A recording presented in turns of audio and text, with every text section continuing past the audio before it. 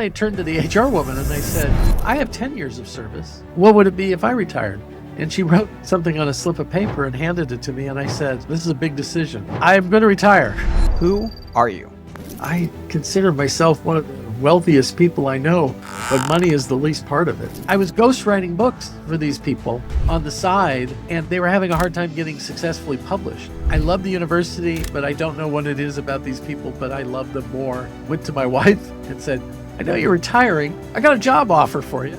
All those things we said we would do one day, if we do this, we'll do them in the next 10 years. She said, make it 5 and you got a deal. You're paid to correct your husband, something you would do for free. Now that's joy. Who are you? I'm Henry DeVries. I run a company called Indie Books International, and I'm an author of 20 books and a professional journalist. I'm a senior staff writer for the California Business Journal. Beautiful. And I'm just curious for you, like why do you choose to answer that question that way? With like your accolades, I guess. Oh, well, I call it the defining sentence. It's from a Mm, book I wrote called Defining You. When somebody bumps mm. into you and they ask you this question, um, this is how you lay it out, and and then they can go from there on where they want to go. If Yeah, they so want the whole defining paragraph, I can give them that, but that takes 30 seconds. that's totally fine. I guess like for you, like why is that your defining sentence? Well, I got a chance in life to create a masterpiece, and my Mm. masterpiece is Indie Books International. I've known what I've wanted to do since I was in junior high and have pursued it.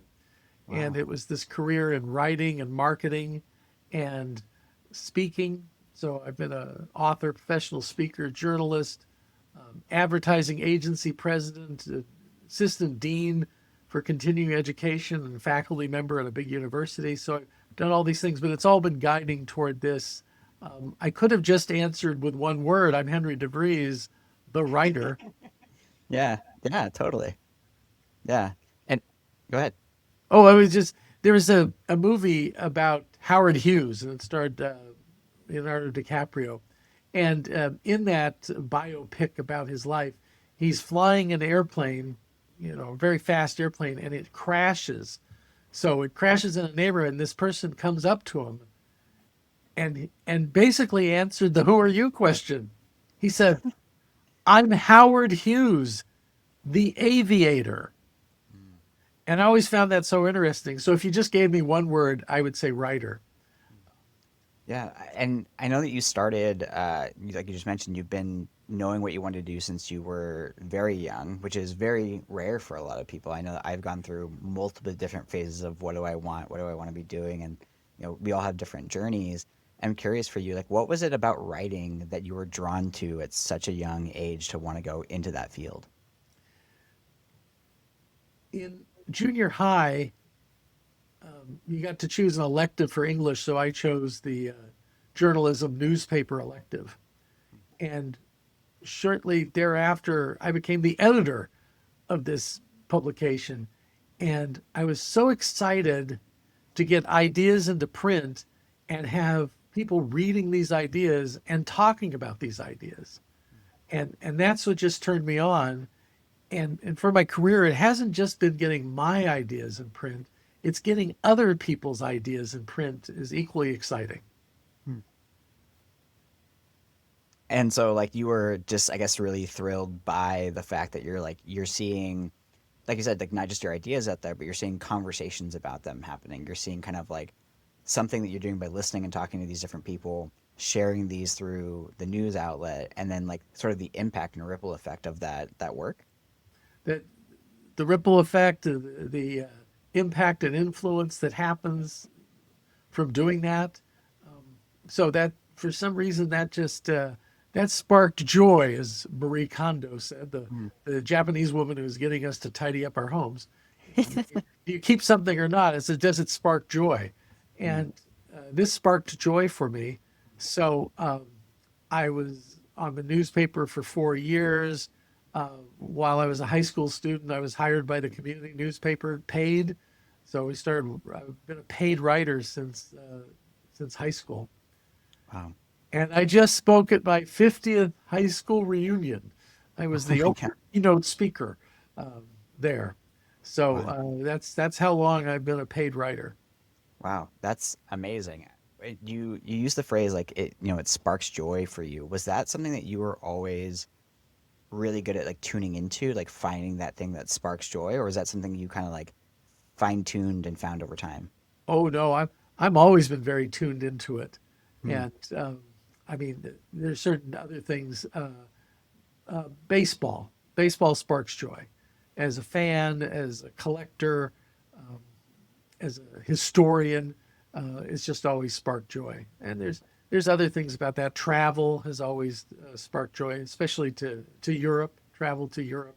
So I really believe in attuning to those things in your life. I have 9 happy places that I go to every year, Yeah. and because they all spark joy. And Hmm. so one is Yosemite National Park, Hmm. and my wife and I rent a little cabin in Yosemite for a few days, Hmm. and um, to me that's a holy place. So it's wonderful to come out of there.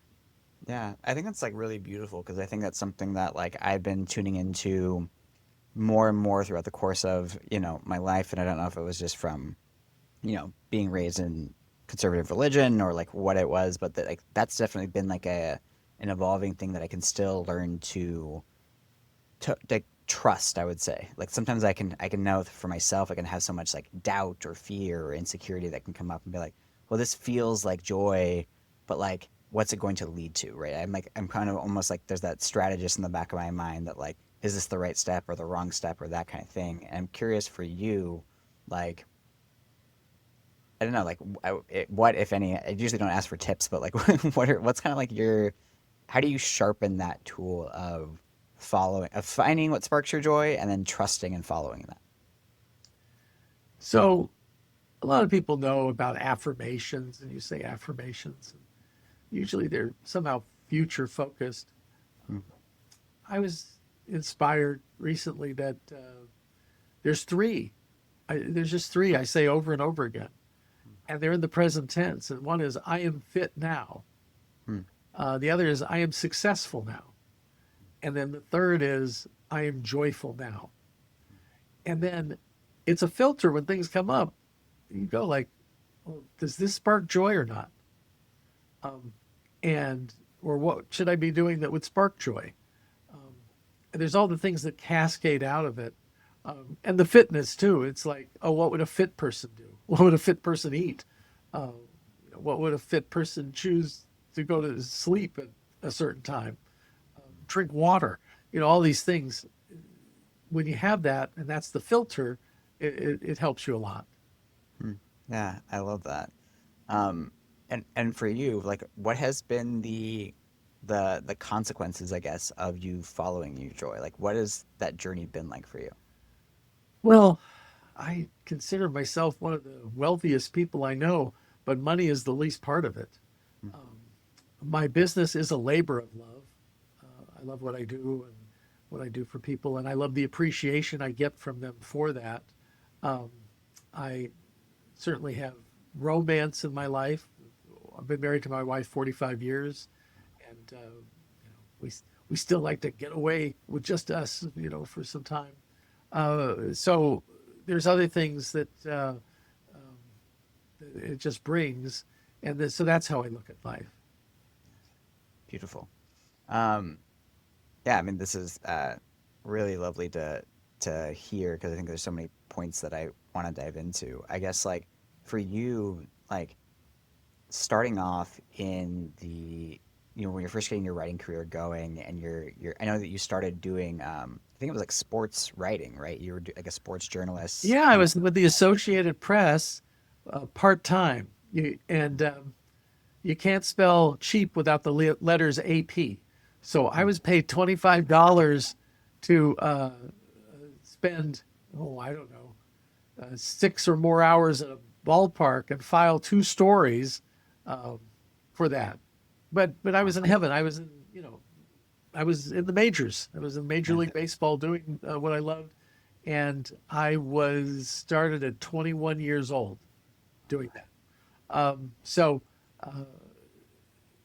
but in doing it, and I got married and um, had to have a day job and had this job and then had another job, which was freelance writer.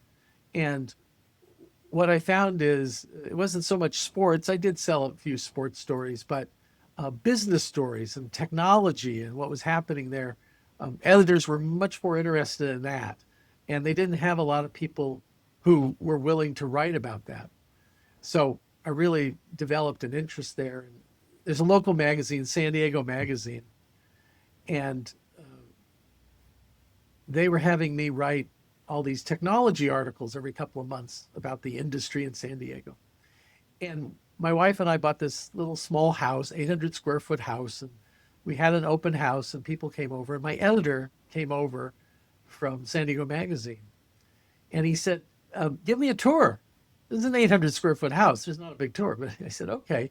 And I came to the entertainment center and I said, this was March. And then I walked into the kitchen and the refrigerator and I said, this was June. And I took the washer and dryer and I said, this was August. And he said, you're telling me these articles are furnishing your home? I said, yeah, because I was making $1,000 a month at the time and he was paying me $500 for these articles. And so each one was like one of the major appliances on my wife's list. So yeah. So and now this was team effort because this was before computers, um, and we still did things on an electric typewriter. Um, and I wanted to be known for really what's called clean copy. So when you turned it in back then, it just was not marked up and all this. And they didn't have to do work on it. So I edited and edited, and she would retype and retype and retype. So it was a team effort. She was definitely earning those major appliances too. That's awesome. I'm curious for you with spending so much time. I think you spent about 15 years like as a journalist. Like, what did you learn about people from spending so much time in interviews and like, interviewing people from Major League Baseball to technology to all of these different spheres?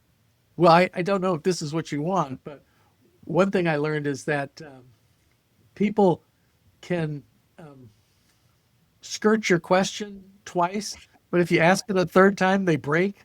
People crack. Um, so I was writing for Computer Merchandising Magazine, and these were magazines that people who were hired to sell computers and they didn't know anything about computers, so the magazine was teaching them about computers and technology. And there was a story we were doing on portable, we call them laptops now, but portable computers, the real small things. And I turned in my article with about 3 hours to go for deadline. And my editor said, it's just not enough. We need something more. I need a quote from somebody in the industry. So man, I've got like 2 hours to find somebody in the industry. So I start dialing and I get the director of marketing computers at Radio Shack when they were still Radio Shack and they were selling. And he actually got on the line and I said, hi, Henry DeVries, Computer Merchandising Magazine. We're doing an article on laptop sales. We want to be sure you're included. So how are laptop sales going at Radio Shack? And he said, it's not our policy to comment on sales. Okay, I gotta rephrase this question. I said, oh, I'm not looking for sales figures or numbers. What I'm looking for is a general trend. What's been the general trend? It's not our policy to comment on general trends. And I want to go home. And I go, look, I don't need you to give me details. I just need you to give me this general statement that I'm going to put in the magazine. And he goes, okay. So sales haven't been what we'd hoped for, and we're talking about discontinuing the line. And so in my head, I'm thinking, oh no. Write all this stuff down. And then that becomes the top of the story because that was news. And I turned into my editor, and he says, how did you get this story? And I said, just good reporting, just good reporting. Yeah. It reminds me of thinking about like I know in sales often a lot of the times or even just speaking with friends like as a coach like one of the things they often talk about is like ask like why 3 times, and that's like another kind of version of what I think you're talking about, right? Where Yes, it's like there's something about like when you are asked a question repeated times where it just requires us to go deeper and deeper and deeper and get to like really like the heart of why we're doing something or wanting something beyond the just like kind of abstract idea of like I want more money or whatever it is. I trained people to be interviewed by the media, and I told them that trick that they're going to ask you, 3 times. One person who was interviewed by 60 Minutes, they asked the same question 19 times in a row, Wow. and he answered it the same way 19 times in a row, and then said, "I think we're done here." Hmm. So, but most people don't get trained. Um, and there's all sorts of tricks. I was never that manipulative kind of reporter that gotcha. You mentioned gotcha when we were talking, but yeah, I was not into gotcha, but others were, Yeah. and they would do things like what's called the 1, 2, 3 kick. It's like, oh, what's your favorite color? What food do you like? Are you still embezzling from the company? Boom, to get you off guard and say something, and so. Um, just like you need a lawyer if you go into court, you need a counsel when you go into the court of public opinion with journalism. But um, Yeah. my son became a journalist, followed in my footsteps. And I started writing where I would only write about things that I liked, or a company that I liked, or, a service or something. I was doing that. And my son Jack said, "I don't have that luxury, Dad." And he was working for Fox Digital, Mm. and they had him reviewing video games. And he said, um, "People are spending $50 to $100 on this, and they need to know, is it good or not?" And my job is to analyze that in a review, like a theater critic or movie reviewer. People need to know if it's good or bad. So I get that too. Yeah, well, I appreciate his work because I'm a huge video game nerd. So it definitely helps with making decisions and like listening to different perspectives. So if anything, I appreciate that. Um, something you talked about was like you've never been somebody who has wanted to do kind of manipulative work, and it's interesting to also to kind of hear that you've been on both sides of the fence for both helping, I'm sure the interviewers, but also helping the interviewees on the other side of the fence. And I'm curious about what your thoughts are around like ethical marketing, ethical journalism, and like approaching that from a place of ethics, because I know it's a core part of who you are and what you stand for in your journey throughout this process. And there are 3 ethical perspectives. And one is there's right and wrong. And then there's one that's, well, it depends on circumstances. And then the third is, well, what's going to help the most amount of people? So somebody could be ethical and just wanting to help the biggest number of people, but they might be like that 60 Minutes interviewer who's trying to trap somebody into revealing something. Oh, yes, actually, we were putting bad chemicals into the, love canal. Hmm. But the other one, and sometimes the people who are right and wrong can be very rigid. Um, and that other perspective, so I taught ethics when I taught writing at the university, and I had asked people, is stealing wrong? Everybody, stealing's wrong. Okay. I said, I was in San Francisco in 1989 when there was a major earthquake, and it uh, had freeways come down and services disrupted. And there was this one community in San Francisco where there was like no law and order going on. And the citizens of that community took over an elementary school, broke down the locks, got in, put it in, and built a soup kitchen and a place for people to sleep. Now that's stealing and trespassing. Is that ethically wrong? The debate was, well, no, the circumstances dictated that they do that. The citizens, really, what is the government? The government is, by the people, for the people. Yeah. Okay, so the people had to take charge there. I've been in other disaster zones. I was in Florida after a hurricane a week before the 82nd Airborne arrived to establish order, and people were painting. My house is guarded by Smith and Wesson. It was a little rough time, but there were people who, um, even though they were technically breaking laws, were helping people getting things organized and taking charge. So I hope I didn't go down a rabbit hole when you mentioned the ethics word, uh, but No, that's great. Yeah. I think I want to come from a place of integrity. I want to do what I say I'm going to do, um, and talk about intent and live by intent, and Hmm. that's I think my ethical perspective. Yeah. So for you, it's about like aligning with your integrity, and I want to say like making the best choice you can from the intent with the, we're always limited in our knowledge. So like making the best choice you can given the information that you have at the time. And a professor who I never met but I read, Randy Pausch, um, inspired me because he said, and in life, in business, in life, things are going to go wrong, and you're going to screw up. But it's what happens next. What do you do? How do you try to make it right? How do you offer to make it right? Uh, what is a fairness that goes into that? Um, so that's what's important to me. Yeah. Do you have an example of that, like from your own journey, like a moment or a story where something didn't go the way that you were hoping to, and then you took that action to like make it right? Absolutely. So I put on an event. I do a lot of speaking as an author, and I helped put on an event in Seattle with the local chapter of the National Association of Women Business Owners. Mm. And we charged money, and it was decided that we would collect the money. And so we collected the money for the event, and then we were going to split it with the different organizations.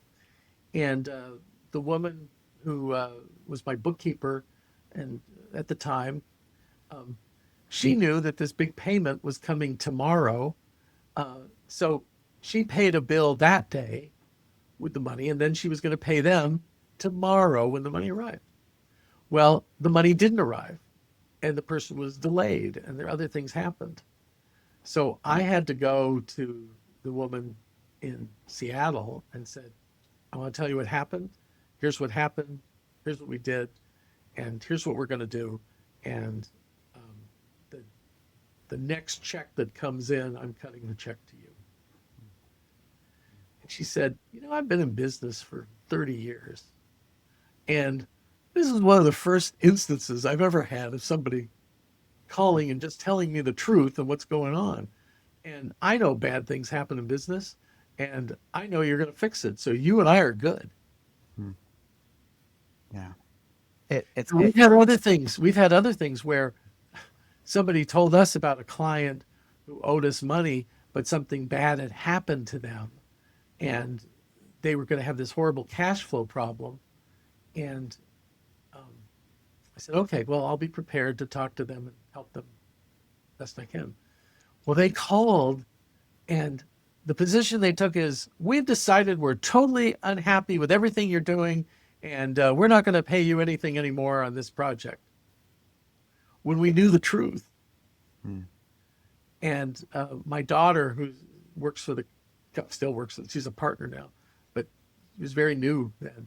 And she said, well, why would people do this? Why would they not tell us what's going on and we could work with them? We always work with people and help them. I said, I know. Sadly, I think their egos get in the way, and they rather do this posturing like everything's okay, but I'm going to make it your fault and not mine, and take that on. But that's no, that, call it karma, call it kismet, call it what you will. That comes around to bite you. Yeah. Yeah. Yeah, no, I agree. I mean, I worked in business for, I don't know, 10 years almost now, I think. And like I think it's one of the things that is surprising is how few like very high integrity people that there are. And at the same time, I feel like the people who end up being pretty high integrity tend to find each other, right? Because there's a way of like doing business or doing a deal where like, hey, we just want to find the thing that like works the best for all of us versus coming from a place of like posturing and trying to get as much as you can from the other person, but being like, hey, like how do we create the best win-win-win situation that we can and like find a solution that's going to make everybody really successful. We have an ecosystem of businesses like that, Mm, and that we help each other. And when we meet somebody, we have a code phrase mm, that will say, "She's one of us," or "He's one of us," and that means just what you said: integrity. We'll do the right thing. We'll look for win-win. Um, I had somebody once that just floored me, say in front of a large group, "Oh, I would trust Henry with my life." mm. And I thought it was hyperbole, but it turned out that he meant it and I meant it. And I said, you know, if if I find myself in a Mexican prison sometime, wrongly accused, and I get a phone call, I'm calling you. And he said, and I would call you. And he Wow. said, the funny thing, there's a lot of people who, if you called them, they would say, "Oh, that's a bummer. When you get out, let's have lunch."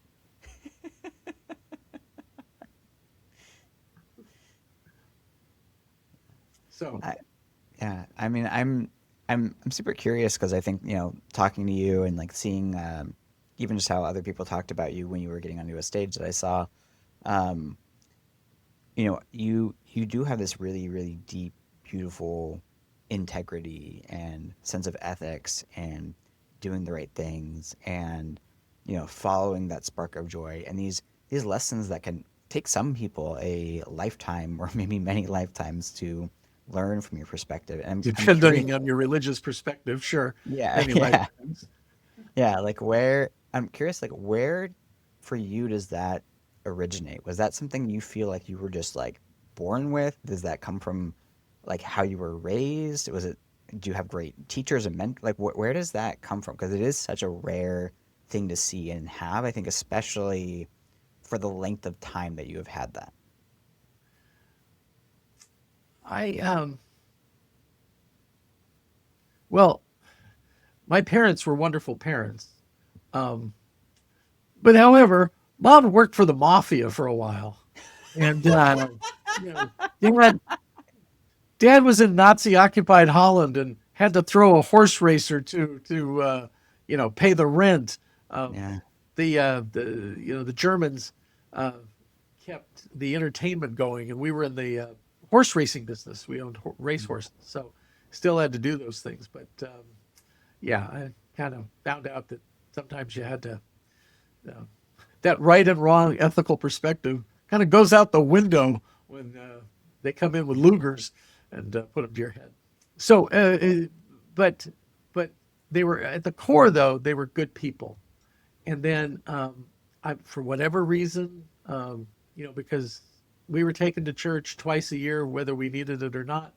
Um, but I became a Bible reader and just read the Bible and became a spiritual person. And anybody who belonged to a church, I would always ask them to take me to their church. I wanted to hear what they taught um, and understand these things. And you realize there's some universal truths. And in high school, the foreign exchange student from Saudi Arabia, we lived together, same room. So, you know, learned a lot about that and the Quran and Muhammad and all these things, and had clients who were Buddhists and, talk to them about it and find it. So,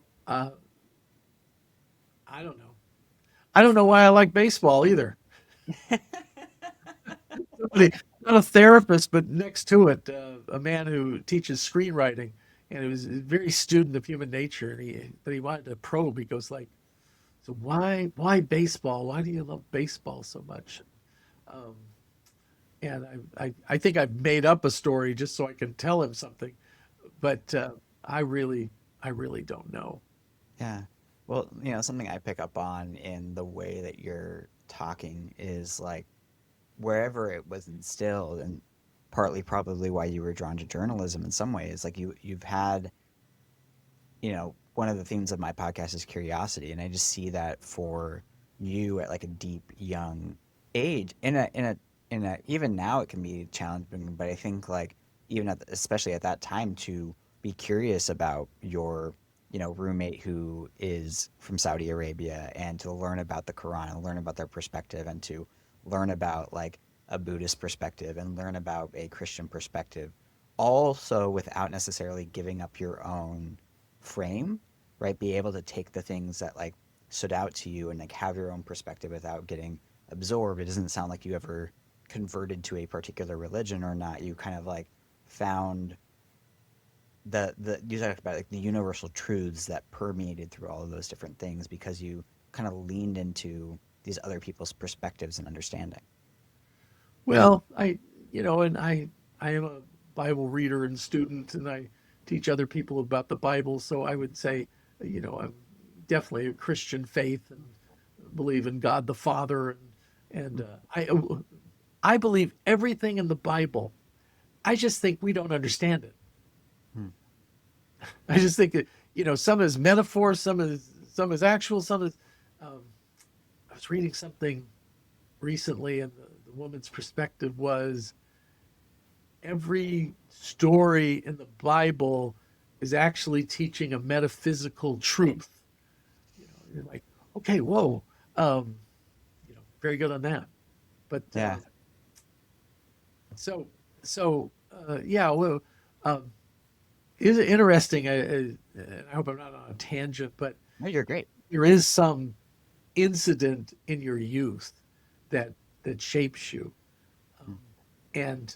Um, and this is what Michael Haig, the storyteller expert, who I've published his book Storytelling Made Easy, and he's advises people like in Hollywood like Will Smith and Morgan Freeman and these other people on their films and their stories, and he always goes back to there's something in childhood. And I had a good friend who was the nicest person, but a couple of times, like on a golf course, he was ready to fight people. And there was all this. So I was out to dinner with him and his wife and my wife. And I said, well, and he says, I don't know why I just have this anger issue flares up in a situation like that. And I said, well, there's some story in your childhood. His wife says, reminds me of that story you told me about when the bullies beat you up for the lunch money and you went home to cry to your mom. And she said, you go back out there and no matter what happens, you fight them. You fight them and fight them and fight them. I said, well, I think we found the story because in those such, I remember like, oh yeah, somebody was trying to bully us or bully him or something like that. And that's the trigger. And this sweetest, nicest guy, um, would go toe to toe for 15 rounds on it. Hmm. So, that's where that came from because probably a promise he made to, a crying 10-year-old made a promise to his mother. Hmm. Yeah, that makes sense. I'm curious for you, like maybe we've already touched it, so if we have like, feel free to dodge the question, I guess. But like for you, like what do you feel like is your inciting incident? Well, on baseball, I have I have figured out it was I was in uh, elementary school. The year was 1967, and the teacher I had was kind of this cool teacher, wore a tie but sneakers, um, Hmm. and he wheeled in um, the television set, the educational television set, and that's when the World Series was. They played day games, and it was the Cardinals and the Red Sox in this World Series, and the announcers were telling these wonderful stories. They were wonderful storytellers and all that. And I think that's the day I really fell in love with baseball and the stories. And this is a common theme because I'm a storyteller. I've given 50 workshops to CEOs around the country on how to persuade with a story. So I've been a student of stories. I think that's the triggering incident. And then writing is like you were writing people's stories and sharing that, and that was in print and people talked about it. So it comes back to the stories and telling these stories. What was it about the stories that you were hearing at that time that resonated with you so deeply? So, and there's same things in business, the business stories that there there are these themes that come up over and over again. Are they overcoming this monster problem, like a horror movie? Or is it this Cinderella rags to riches David versus Goliath story where people have to overcome something? Or is it a mystery like Sherlock Holmes or Agatha Christie that has to be unraveled? Or Mm. is it uh, they call it an escape story like Alice in Wonderland or Dorothy Gale going from Kansas to Oz, the Wonderful Wizard of Oz. So there's all these resonating stories, and I also love movies. Movies are one of my great loves that spark joy. I have 4 unproduced screenplays that I'm working on. Um, so, in talking with Michael one day, he said, "You might think that there's an oversupply of screenwriters in Hollywood and an undersupply of people wanting to buy scripts." He says, "Actually, the truth is there's this undersupply of people who've taken the time to learn how to properly write a script, and an oversupply of people with ideas and money who will pay you to do that. So your screenplay is like a calling card because somebody says, nice, nice. Now, he just passed, but Gene Hackman has an idea for a movie and it's about this and this. And, for $50,000, would you write a spec screenplay? So there's that business that goes on. Um, but I love watching movies. It's hard to get a movie line past me that I don't recall. So all about stories. Yeah. You mentioned like, the power of persuasion with a story. What is it about stories in particular that seems to resonate with us and move us in a different way than facts or data or a logical argument? Human minds are hardwired for stories. We're hardwired for it, um, and it goes back thousands of years to campfires where we were gathered around and things were taught, and certainly as children, nursery rhymes and fairy tales are we're teaching uh, through these stories that are remembered more than some kind of lecture or lesson. It's probably not a coincidence that Jesus Christ didn't teach without telling a story, a parable, something of that nature. So we're hardwired for it. Um, I, I I was giving a speech once, and I have a little Sigmund Freud puppet. I was explaining this about psychologists have done this, and my son Jordan, who was in college at the time, said, "Dad, I need to talk to you about your speech." I said, "Yeah." He goes, "You were holding up a puppet of Sigmund Freud." I said, "That's right." He goes, "Yeah, what you were talking about is Jungian archetypes and Carl Jung." And I said, "Thank you, Jordan. Shut up. I can't find a Carl Jung puppet." That's fair. Yeah, that'd probably be a rare one to find. Yes. Uh, which is like interesting because I think that like at least in the circles I run, I feel like Jung is the more popular one that so many people talk about because he's so interwoven with stories and mythology and all of these different, Yeah. core pieces. The Um, 12 archetypes, so right. very useful in discerning that. Yeah. Like even like the hero's journey or like I forget what the guy's name is, the guy who wrote the writer's journey, kind of like applying the hero's journey to it. Joseph Campbell was the hero's journey, and then it was Michael Haig, and he had a writing partner on that out of Disney, and they did that book about the Yeah, inner journey and all that. yeah, yeah. And so there's so many Having a like, brain cramp, but yeah, yeah. It's all good. Um, you know, one of the things that was coming up for me, and I studied the Bible in college. I was a biblical studies major and a philosophy and theology major in college, and got to dive into a lot of the abstract stuff. And I think one of the things that's always like curious for me is I've seen people, I think, do like try to take the hero's journey and then apply it to either the story of Jesus or these different parables or whatever. And I always feel like they fall, in my opinion, pretty flat away from that. I think yeah. they try to like really pull it to try to make it and twist certain things to try to weave it in. But I'm curious for you when you see, these different parables or the story of Jesus as a whole, and you talked about these different themes of like the mystery thriller or the, all these different stuff. I'm curious if those still resonate with stories like that. And my brain also even goes to like stories like a lot of Zen parables where they teach almost like an abstract different sense of something that isn't as simple as like an Aesop's fable, for example. Right. Slow and steady wins the race, or Yeah, yeah. yeah.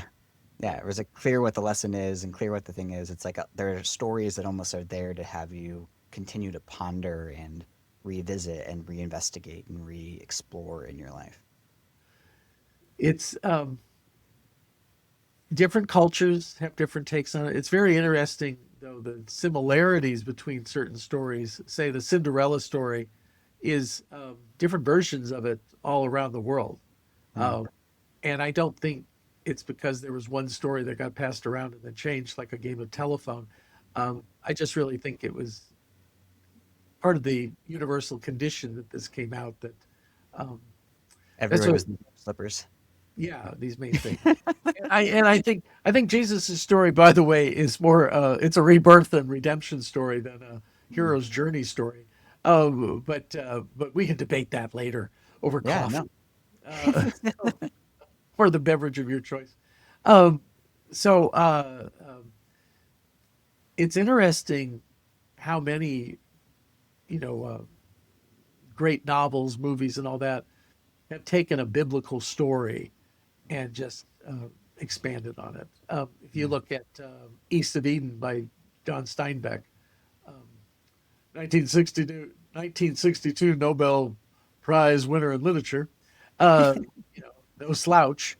Um, he comes from Salinas, where my wife comes from, um, and so he said writing is this treasure chest. You take a treasure chest and you put things out. I'm sorry, you put things in it, and then you select and curate and take them out and then weave them together, and that's a great story. Yeah. Yeah. Beautiful. Um, I kind of want to do hone in on, you don't have to go into why you necessarily think the Jesus narrative is a rebirth and redemption, but I've never heard really somebody, I almost always hear that like all stories are the hero's journey. And you just talked about like almost like a different arc that is like rebirth and redemption. I'm curious, like could you walk us through like what makes a rebirth and redemption story? Sure. Well, Yeah. there are eight great stories that uh, human humans have told, and I've analyzed the 100 greatest business books. They follow these models. Whenever I'm writing an article for Forbes or California Business Journal, I'm always going like, okay, what is the meta story here? What is the overarching story? I've ruined movies for my kids, by the way.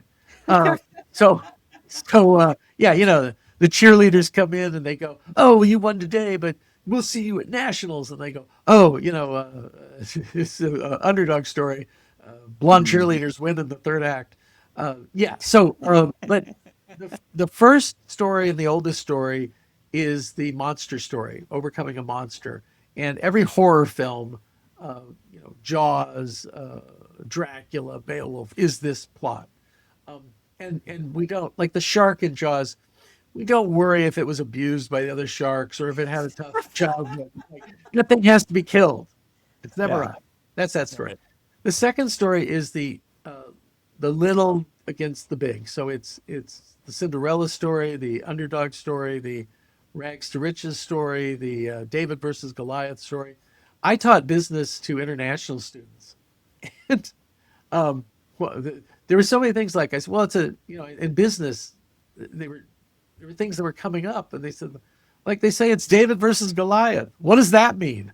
I'm like, oh wow, So there's this cultural things that they don't have, but the next two are a comedy or a tragedy solution. It's not about being funny or sad. It's about how they solve the problem. For example, we're uh, we're lawyers in Washington D.C. We're so busy, we have no time to meet women. I know, wacky idea. We'll crash weddings on the weekend, and women will be all dressed up and looking for romance. Wedding crashers, or oh, I have stage 4 cancer. I'm a high school chemistry teacher. How am I going to take care of my family when I die? I know. I'll make meth in an RV in New Mexico. What could possibly go wrong? Breaking Bad. So, one, you do a wacky idea to try to solve something. The other, you take a shortcut against the laws of society, nature, God, um, Mother Nature, and things start to go well, but it ends badly, usually in death of something. There's the mystery, which is it's a riddle, it's a puzzle, we've got to crack a code. So I mentioned Sherlock Holmes and Agatha Christie and Edgar Allan Poe and these people. There's the quest. This goes all the way back to the Odyssey, but it's a search for a prize. It's a journey. Um, my book, I'm not shilling the book, but I'm just saying how to close a deal like Warren Buffett. I said it's a Mhm. quest. How can you be a business person like Warren Buffett, making deals, not investing, but making deals? So Mhm. that was that theme. Um, that's six. Seven is rebirth, redemption, comeback.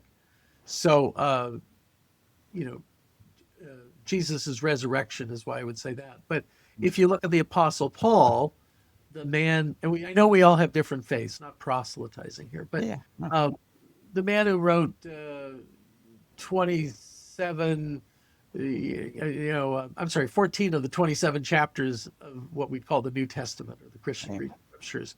Um, he he is he's a righteous man who thinks he's doing the righteous thing by persecuting this cult, this sect of Christians, and holds the coats while they stone Stephen. One of the leaders of it thinks he's doing the right thing.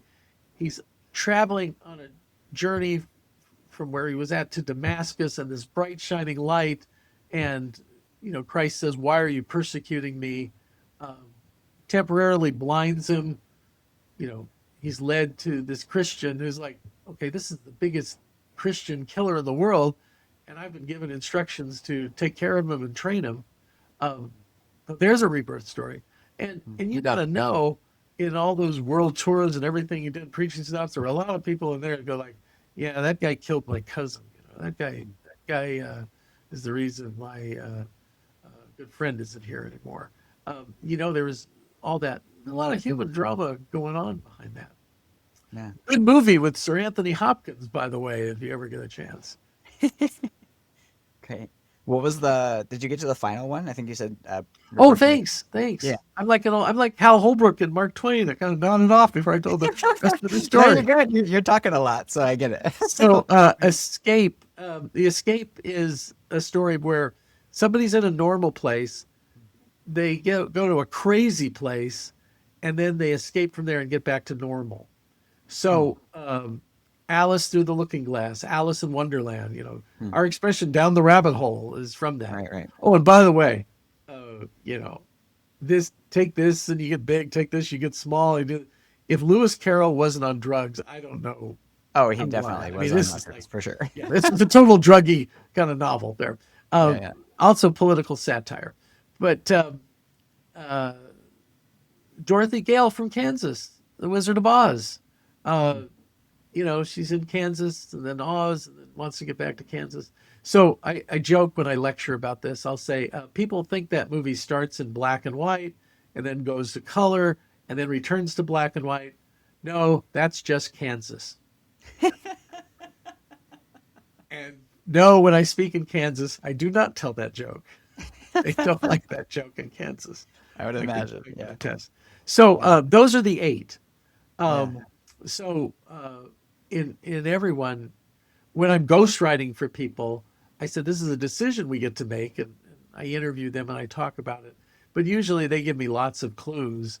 Um, if it's some like they're trying to solve some problem that if a business doesn't solve it, they're going to go bankrupt. Okay, that's a monster problem. Mm. And if it's about how this one guy, how the little startup companies can beat the entrenched uh, Fortune 500 companies. Oh, okay, that's David versus Mm. Goliath story right there. So Mm. without being heavy-handed in it, um, we just say that this is an underdog story, or Mm. this is a rebirth, a redemption story, a comeback story. We talk about that for people. Um, Mm. which is all about the phoenix rising from the ashes and coming up. So this has been around for thousands of years, and the characters that keep coming up in modern movies and Greek tragedy. Um, there's about 45 master characters. I think I have a book Mm. on that.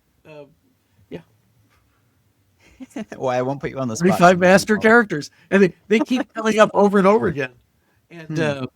I'll be working with somebody on a book, and they're telling me their story, and then I said, "Well, okay, I bet that person, was fearless. She'd go out alone at night. She would like Mm. exercise to relieve stress. She'd do this." And they go, "How do you know this person?" I said, Hmm. "Oh, it's it's one of the 45. It's just like Wow. so they're drawn from people. I mean, they weren't made up. Hmm. They were drawn from what we're like, Yeah. and we haven't changed in the thousands of years of recorded history. Hmm. If you read the Canterbury Tales and you can get through the English, um, and just break it down, like there are people there like them. There's this one woman in one of the Canterbury Tales. I thought like she'd be a stand-up comedian now. She'd be telling all this stuff because of all her observations about men, what men are like, and Mm. that was written a long time ago. Yeah. Yeah. I know it's funny how much like human truth seems to be coherent throughout history, and it changes and weaves in different forms and evolves, but it like these core there's a reason that like the Canterbury Tales are still taught in school, because there is these like pillars of humanity that seem to ripple and resonate with us. It's the reason why we can still reference Shakespeare and see a play and not understanding what half the words that the people are saying, and be like moved by these stories, because we see those same things happening today in ourselves. I was a communications major and a theater writing minor Hmm. in college, and I had to do with another student. I had to do a scene from Shakespeare, and we had to study to learn what every word meant. Yeah. And what and in their context and what it's like. A shambles back then meant a meat, uh, a stall where you sold meat at a market. And so you know what you were saying and have the confidence. And I was working. I won't get into all the details, but on a movie, and actors would give speeches and they would know what a lot of the things they were talking about meant. Hmm. But they were just like taking their craft to it. Right. And so I sorry to let me get off that TED talk there. No, you're great. You can totally feel free to keep going. Podcasts are meant for tangents, so I think it's great. And like I can connect with that a lot, because like I trained as an actor for. I mean, acting was, I would say, was like one of the first things I found out I was good at when I was a younger kid, and like I pursued acting for a period of time and went to like an acting academy and did Shakespeare. And I think what you're talking about is something that's really profound, and it connects to even just like my relationship with the Bible as well, where like I learned the Greek and the historical context and all those things. It was the same practice for something like Shakespeare. And then what's interesting is then I did a God, I can't remember his name right now, but the French playwright. We did a big play. Moliere, Yeah, Moliere. We did one of his big stories that you might even remember what it is. Tartuffe. Yes, I wasn't Tartuffe, but I was the father, the big yeah, that guy. And like that, getting into these stories where you're doing it and being able to communicate something that like the audience doesn't have the time to spend to learn about the historical context and all of these different things. And yet, by doing that and then communicating that through your body and your tone of voice and your relationship, right? It's like the audience picks up deeply on what's happening on some subconscious other level that they're seeing these human stories being told in front of them. It's so fascinating to see that. We had some good friends. They were older than us, but and they would buy subscriptions to you know like community theater things like and they they bought extra tickets so that they could invite people and they invited me along one night and it was Arms and the Man by George Bernard Shaw. So this play, which is really from 100 years ago, we'll just call it an anti-war play from 100 years ago. And and like afterwards, um, the woman said, "Oh, that was so interesting. The actor was so interesting, but you know, who knows what that play really means?" And I said, "Well, Shaw was," and I started to give it, and then a voice in my head said, shut up now, shut up now. Nobody wants that guy."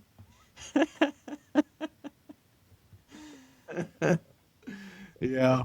My daughter had the same experience. My daughter uh, studied art history and is getting her graduate degree in art history and at NYU, and started dating this computer science PhD candidate from Columbia.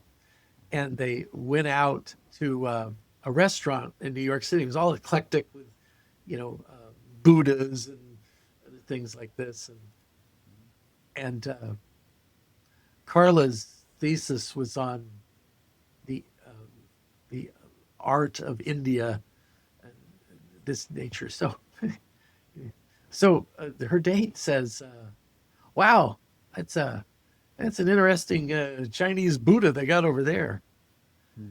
Carla says, "Actually, that's a Thai Buddha, and it's very disconcerting because they have it next to the." And she said, and then the voice in my head said, shut up now." But it seemed to go okay because they're married and have given me two grandchildren.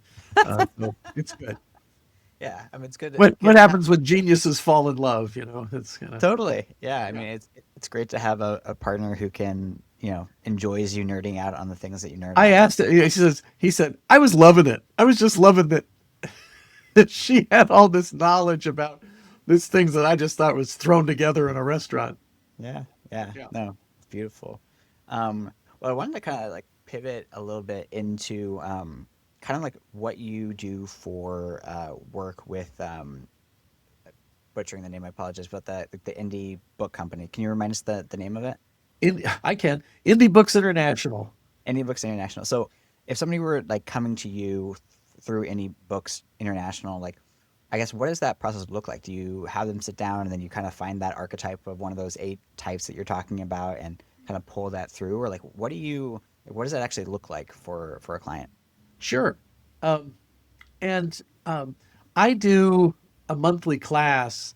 Hmm. It's $365, but I will comp people in. If anybody mentions your name, I would comp them in. Okay, cool. So you can find those events on my website, but you got to email me because we don't have discount codes or anything like that. You just got to ask me. But in it, I help people with 7 questions you have to answer before you write a book. Hmm. Or you need to know the answers. You need to know the questions and the answers before you promote a book. And number one is, who is this book for specifically? And I'm talking nonfiction. We do nonfiction books. Um, who is it for? And then the second part of that, and what is the problem that they have that you solve? So my book, Marketing with Book for Agency Owners, it is for advertising, digital marketing, web marketing agencies with 5 to 200 employees, so small to medium size. And the problem is, how do you find right fit prospects to be in your pipeline? Hmm. Um, well, you just can't wait for the phone to ring or spray Yeah. and pray. So what do you do on a proactive basis? And um, the answer is you're an authority on a subject, and you're very generous in giving information away through books and TV shows and podcasts and articles and blogs, and being generous in giving information away, helpful information away. So one of the things is I walk them through, and when they talk about their idea for the book and I ask them questions, I help them see which one of the 8 great stories it is. Oh, well, you're telling a comeback story. This is about a comeback and how you can, the old way of doing things is done. This is the new way, and you need to go there. So I walk them through with that. If they hire me, usually I spend 3 days with them, interviewing them, asking questions as a journalist, and then transcribe it into a draft of the book. Excuse me. Pause that refreshes. For those of you who cannot see us, we just took a big drink of water. We did. We did.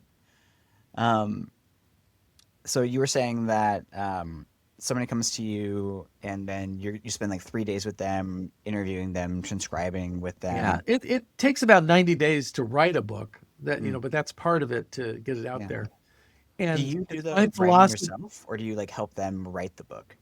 Well, I do both. So Okay. sometimes I'm a developmental editor that brainstorms with them. They write based on the outline that we've created, and then I give them feedback. Other people, I do the heavy lifting, I do the writing, and they give me feedback, and we keep Mm, going until my prime directive is they have to be proud of the book. mm, Because the author's job, once the book is done, is to get other people to love it. And you love it by talking about it. So you use talking to get the book created, and you use talking to get other people to know about the book. mm. So that's my typing and talking philosophy. Yeah. I love that as like an indicator of like being proud for the book, and I might end up pivoting it into some more like selfish questions, if you will, because I'm in the process of writing my own book. I've Oh, written sure. 300,000 words for that needs to get edited down at this point. Um, but like I You've love written that. an encyclopedia. Yeah, well, I so that my book, I'm happy to jump into it. Is like I in 2022, I decided to go on this journey of going to 54 concerts in a year. My goal was to go to 50, and I went to 54 with like 9 music festivals across the country. It was like completely like life changing experience for me.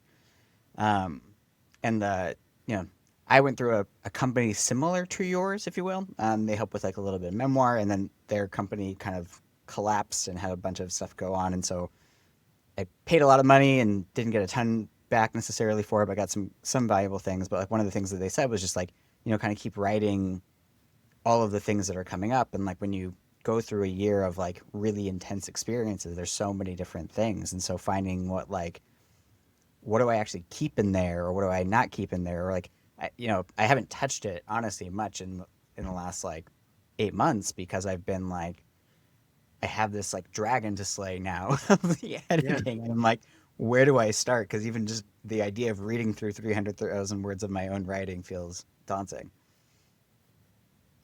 Are you open to a suggestion? Absolutely, yeah. Feel free to do any live coaching you So want to do. there's the idea of the 20 essay book, Hmm. and 17, 27, but some, it's the magic is not an exact number, but it's around 2 dozen essays. And of those stories that are in there, what are the most interesting stories?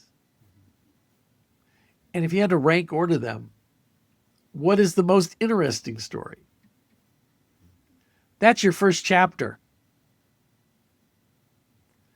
Some people say the second most interesting story should be the last chapter. Hmm. Um, I have a different view.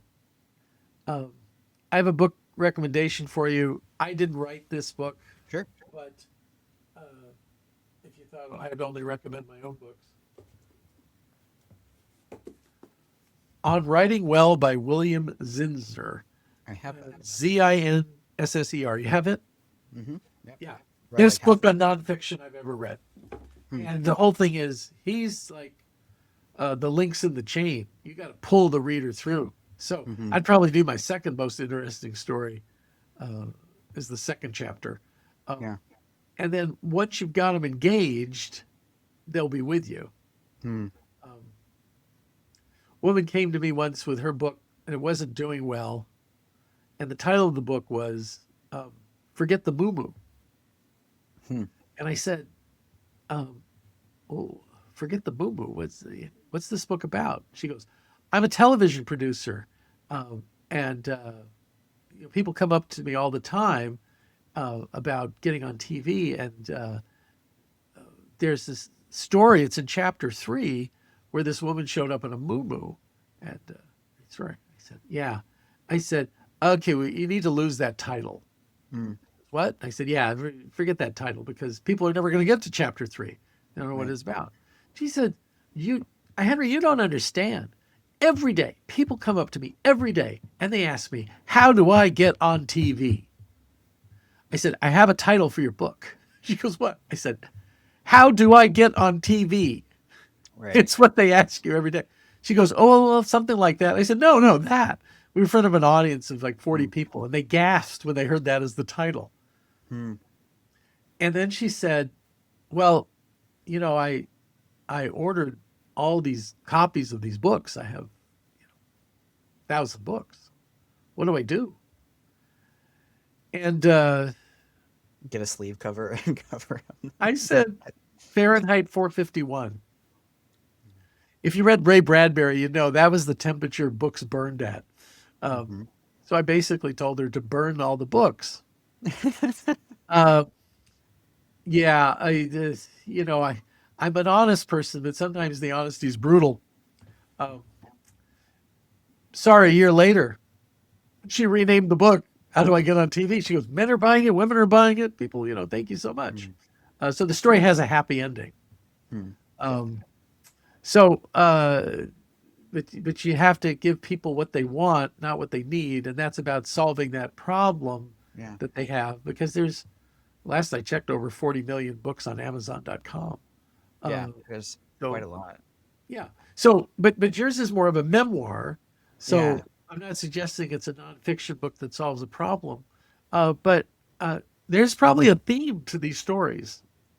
Yeah, I mean, a lot of it is like, kind of to contextualize my life is like kind of at that point, what started that, it was like post-COVID and, or like right when COVID was like ending.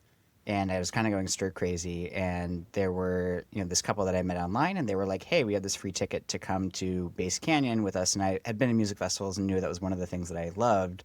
But Yeah. a lot of my life, I didn't really know what I loved to just do for fun. I didn't know what sparked joy for me, right? I knew what I loved to do for work. I knew I liked making an impact, but I didn't know what did I just like to do when I wasn't trying to save the world, essentially, right? And so I went with them, didn't know any of the artists with there, fell in love with the scene. Like I felt like I found, for me, I was raised in a really religious conservative form of Christianity that I found that most of the Christians that I ran into didn't embody the type of Christianity that I saw in the Bible and was there.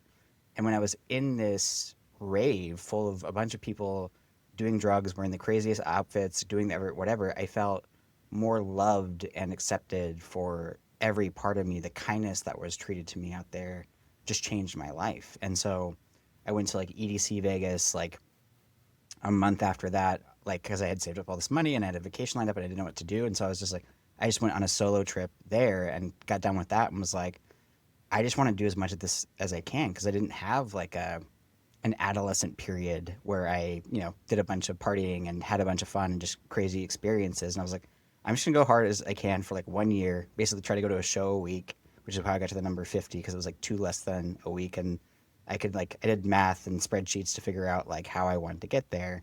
So I made that like my my goal, and then that experience just changed my life in a million and half and other dozen ways, from going to all of these different experiences.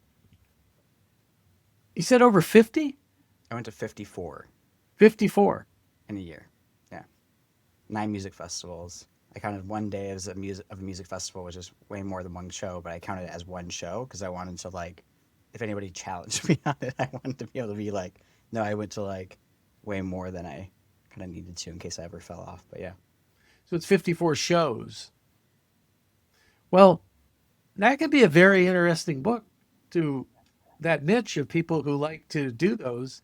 Hmm. I've been to 44 Major League Baseball parks, Hmm. and I've read other people's books where they rank them Hmm. and, talk about the food and the other stuff and the Yeah. experience and other ones. I've read books where there are memoirs where like a father and son make these journeys.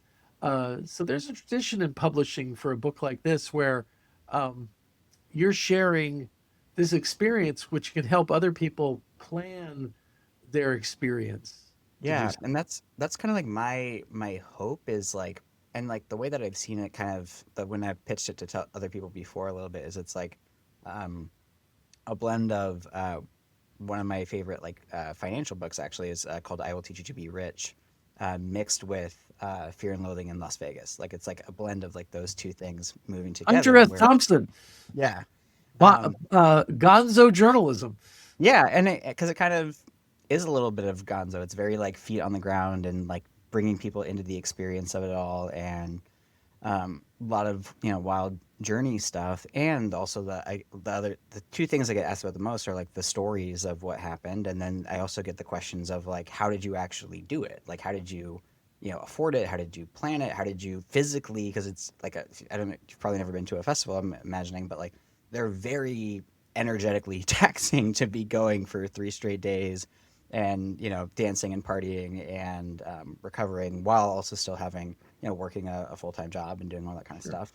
Um, and I think like my hope is that on one hand, I definitely hope it appeals to ravers, but I also hope it appeals to people who like I don't know, like haven't taken that journey for themselves yet. Like you know what I mean? Like I hope it inspires someone, whether it's raves. I don't care if it's a rave or not, but like that it inspires them to take that like that leap into what they love. I think. Yeah, that's well, and I bet like the Zen proverbs you spoke about and Hmm. fables that uh, maybe there's a message from each one, Hmm.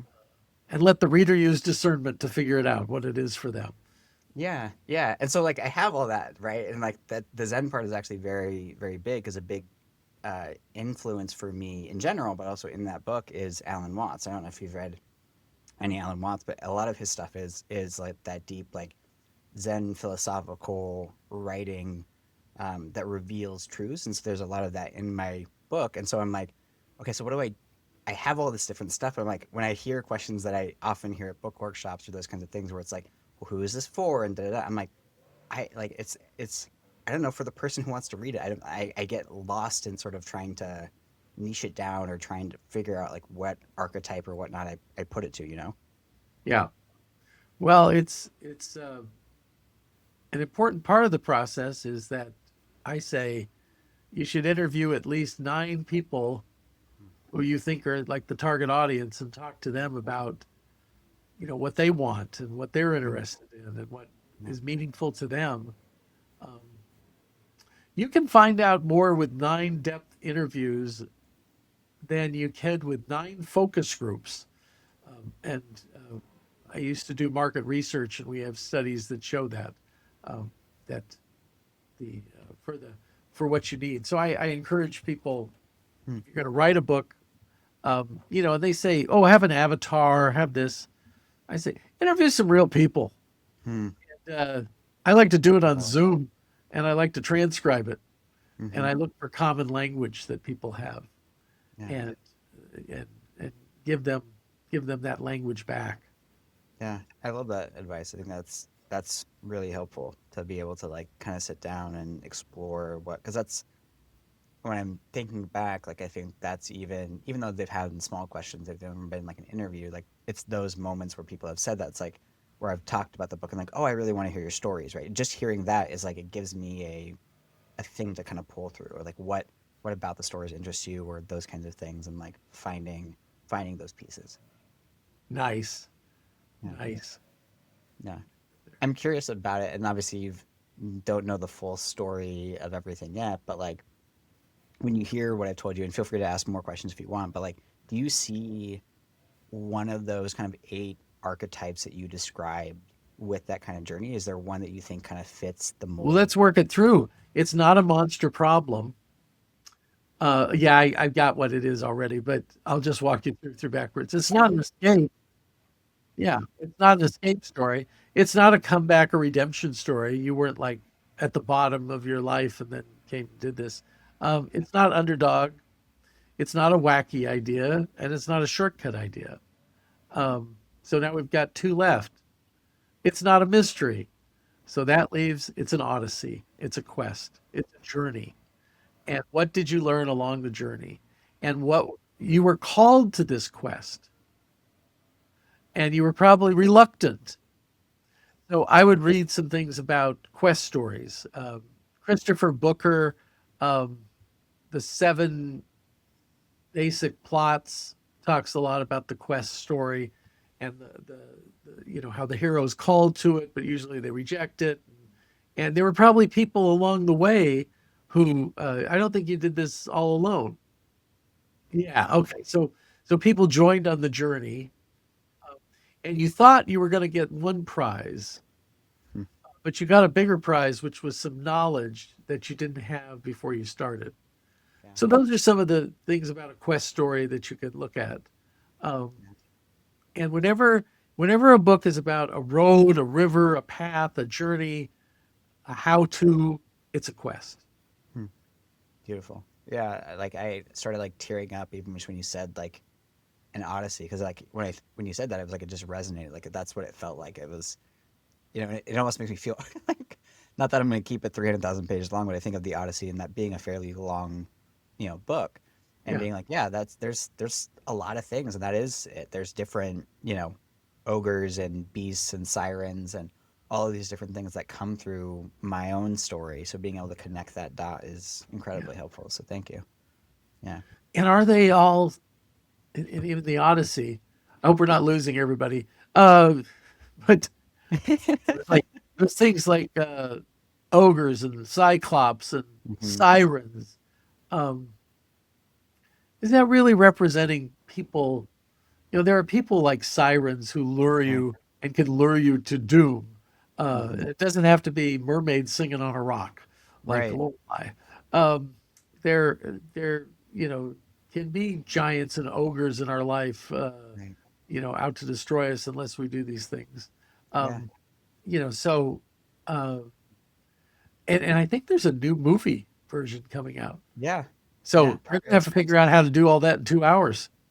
that's a, that's a lot of storytelling in two That's a lot of hours. storytelling. Yeah, I think. Hey, Dune is up to part three. I think, isn't it? Right. Yeah. Yeah. Yeah. I thought like, are we still Avatar? I think they're up to part four. It's like, Yeah. Yeah. These epic stuff. Zootopia. They waited a long time for part two, Yeah. uh, It's their and now highest it's the grossing film ever, yeah, which is yeah, wonderful. yeah.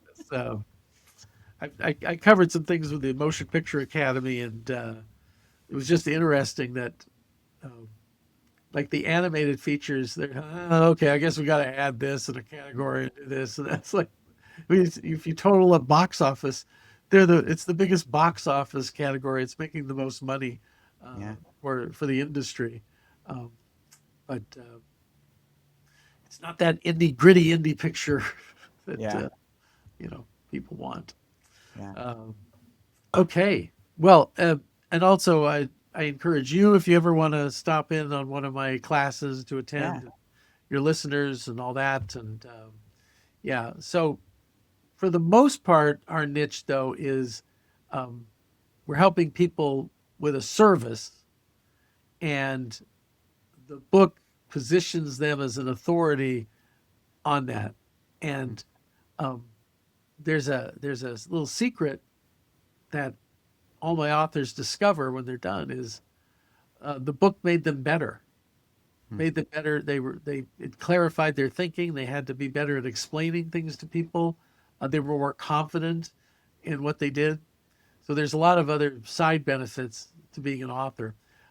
I don't think you need to write a book. I think you must write a book. It's not like a want. Somebody asked me why I wrote all those books. Why'd you want to write those books? I said, I didn't want to write those books. I had to write those books. I had to get it out of me. And I'm not going to be complete until that's out and I can move on to something else. Yeah.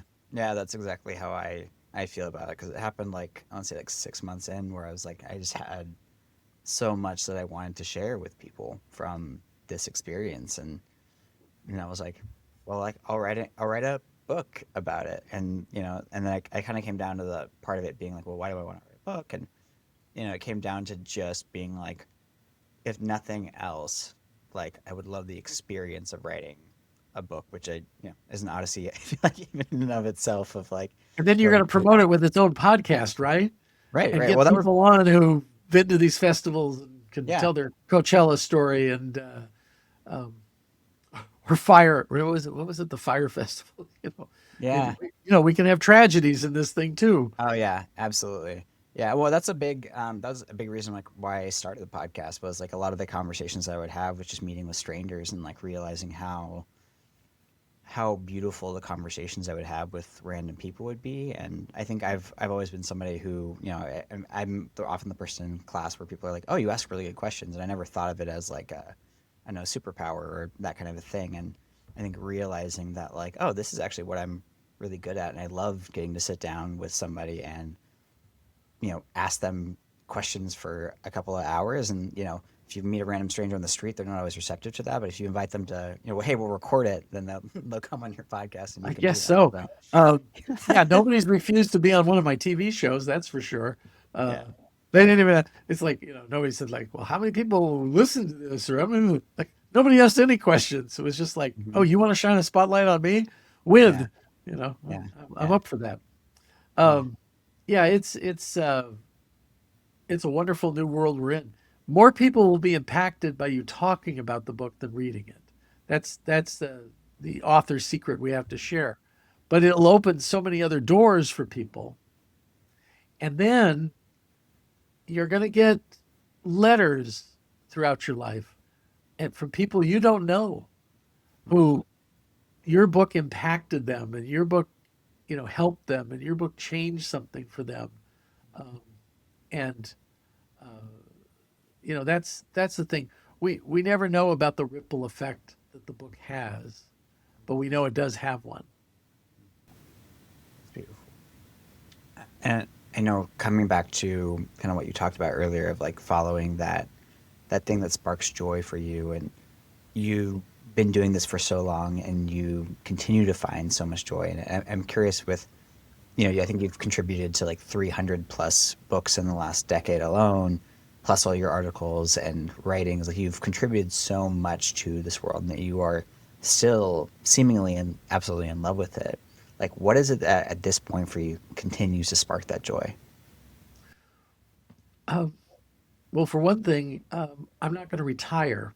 So I read a great book by Daniel Lapin, Rabbi Daniel Lapin, and it was The Business Secrets of the Bible. And the number one secret was your purpose. He says, people always wonder, what's my purpose? He says, this is easy. I'll give it to you. Your purpose is to help God's other children with the gift that you were given, the knowledge, the gift that you were given. So he says, think of any parent. What does any parent want from you? Well, if you did something nice for their children, that's a wonderful thing. The Japanese concept of ikigai, which is the 4 concentric circles of something you're good at, something you like to do, something people will pay you money to do, and something that has this bigger impact in the world. So that's what's sparking joy. Also, it's training other people. One day I'm going to graduate. That's what my financial advisor told me. He said, yeah, Henry, what are you and Vicki going to do when you graduate? I said, graduate? He says, you do believe you're going to a better place than you are right now, right? I said, oh, graduate, the big graduation. Yeah, I said, well, I'm not going to retire uh, till then, but until then, I'm going to set up a team for success so they can carry on because and I have this wonderful group of people who love books, love help, have that same joy in getting other people successfully published and out there and hear about their success and meet with them. We call the 200 we've published the Indie Books family. So we get the family together online or in person. Uh, yeah, it's not like Red Rocks, but it's nice. Yeah. uh, that was a musical concert callback there. Um, so that's what I want to keep doing um, until I graduate. Yeah. Beautiful. I love that. Yeah, I'm kind of learned it from somebody else, but one of my favorite authors, Tim Ferriss, kind of preaches that same thing of, for lack of a better word, like how do you set your life up to live retirement now? Like, how do you make your life the thing that you wish you were doing once you were done?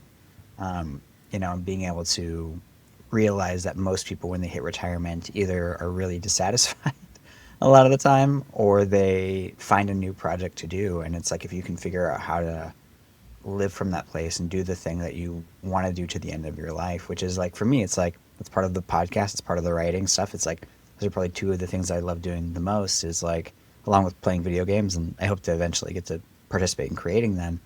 But like being able to, hear stories, share stories, and um, share the thoughts and things that come through my own lived experience as well, is my joy, I think, above everything.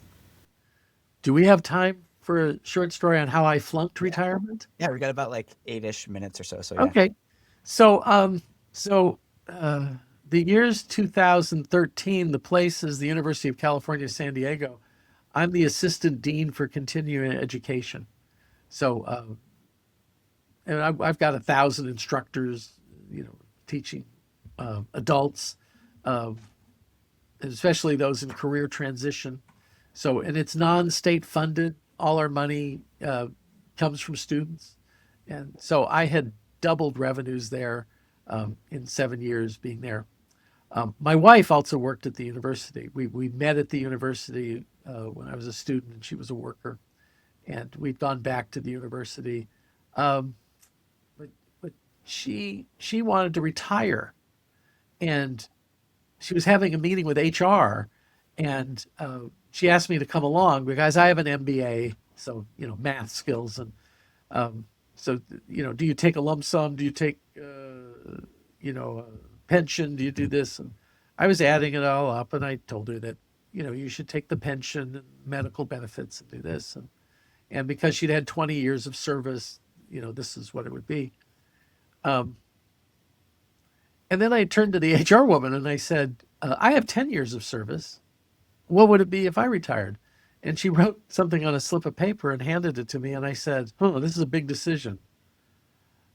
I'm going to retire. And she says, well, I can't handle that for you. You have to see the vice chancellor of HR. So I come in to see the vice chancellor of HR. She made me read the policy manual aloud, 3 pages of it. And then she gave me this form, said, you need to go home and have your spouse sign this form. I said, wait a minute. I said, I was just here with my wife. She didn't have to read anything aloud. She didn't have to sign a document. She says, yeah, she's not going to have to explain to the chancellor why you're retiring. They thought I'd had a mental breakdown. And the chancellor's office called me in and said, well, if you're not happy there, we'll get you somewhere else in the university. Uh, and I said, no, it's because I was ghostwriting books for these people on the side, and then they were having a hard time getting successfully published. And I said, I love the university, but I don't know what it is about these people, but I love them more, and I want to spend the rest of my life helping them be successfully published. And went to my wife and said, I know you're retiring. I got a job offer for you. Um, and said, here's what indie books would be and what we would do. And I said, and we were both around 55 at the time. I said, all those things we said we would do one day, if we do this, we'll do them in the next 10 years. And she said, make it 5 and you got a deal. So she's come on. So she's a partner and has different jobs, but her favorite is, of all the copy editors, she copy edits me, my stuff. And I said, I get it. You're paid to correct your husband, something you would do for free. Now that's joy. So, so there you go. So we flunked retirement, but we're very happy. And yeah, we've traveled to Europe and done a lot of things. And she could write her own book. She is a huge Weird Al Yankovic fan. In fact, helped raise $40,000 and led a campaign to get him a star on the Walk of Fame. And she's got backstage passes on his tour and goes through. And then the other super fans who have podcasts and all this, they know each other, and it sparked a lot of joy in her life, but also it's built this community. We didn't even get to touch that, but she has this community. I have this community because of the ecosystem I mentioned and the family of authors and all this, and the appreciation and helping each other and the relationships you form. I guess I just wanted to leave that thought that it's about the relationships. And I hope with your book and going forward, it reinforces, because you already have them, it reinforces these wonderful relationships and brings more people into that fold. That book could help some of God's other children too. Yeah. I certainly think so. And yeah, even just doing the podcast, it's like led to amazing friendships in my life that I wouldn't have otherwise had, and reinforce others, like you said. And it's cool because my podcast and stuff is really small, and I've ran into random people who are like, oh my gosh, I love your show or something at a rave. And it's just like kind of wild to experience that, because sometimes it can feel like you're putting things out into the ether and you don't really know what you're doing. But I totally relate when people come up and say, like, I read your book, and I'm thinking, like, people actually read these books, Now, online, like with Forbes, I have evidence that hundreds of thousands of people have, at least they've clicked on it. I know that, but you publish a book and or you do, a podcast or a TV show, you don't know. But there are people. I did mention you'll get those letters from time to time where somebody's really moved, and it's out there. I've really enjoyed my time talking with you. You are a great interviewer. You are a curious person. Thank you. I really appreciate that. I have one final question for you. It's a question I ask all of my guests at the end of the show, and that's like, what's one question that you would have for the audience that might shift their perspective or have them think about something in a different way? Why are you waiting?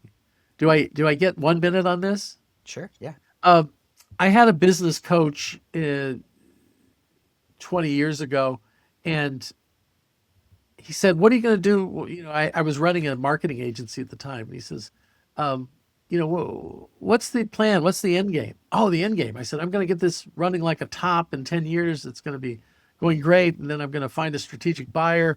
And then I'm going to help people with books, use books to market themselves.